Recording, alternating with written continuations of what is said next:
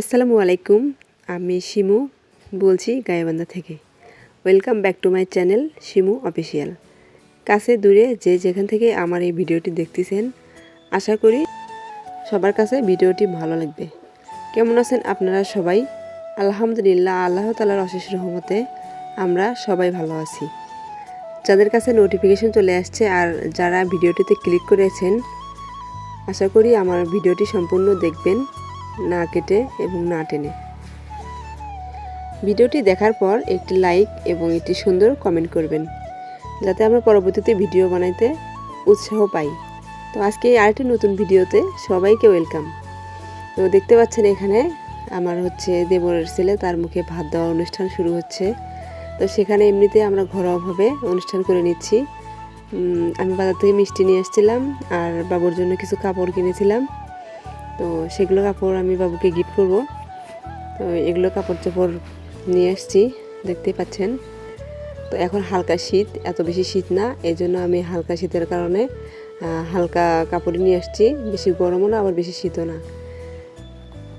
ওরা বাড়িতে থাকে না, কিন্তু ওরা বাড়িতে বেড়াতে এসেছে শীতের আগে, আবার চলে যাবে।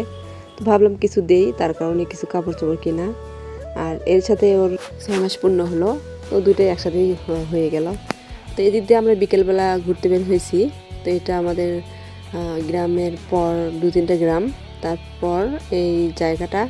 তো এখানে আমরা ঘুরতে গেছি, যাওয়ার পর সেই জায়গাটার ভিডিও করা হয় নাই, কিন্তু যাওয়ার সময় একটা ব্রিজ দেখতে পেলাম। তো সেই ব্রিজের এক পাশ দিয়ে দেখা যাচ্ছে কি এটা হচ্ছে বাঙালি ব্রিজ, বাঙালি নদী। তার সাইডে দেখা যাচ্ছে যে অনেক পানি চলে যাচ্ছে। আর এই পাশে দেখেন পানির গতি অনেকটা কম, কিন্তু ওই পাশে অনেক পানি স্রোত বয়ে যাচ্ছে। আর গ্রামটা এত সুন্দর লাগতেছে বলার বাহিরে। দেখুন প্রাকৃতিক সৌন্দর্য দেখতে আসলে কতটা ভালো লাগে। তো চোখের শান্তি এবং মনের শান্তি দুটোই হয়। তো এদিকে আমি অনেকক্ষণ দাঁড়িয়ে থাকলাম, ওখানে আমাদের ভ্যানটা আটকে রেখে আমরা অনেকক্ষণ দাঁড়িয়ে দাঁড়িয়ে দেখতেছি নদীর পানির স্রোতটা এত শব্দ, আর দেখতেও মাশাআল্লাহ অনেক সুন্দর, আল্লাহ তাআলার এত সুন্দর নিয়ামত।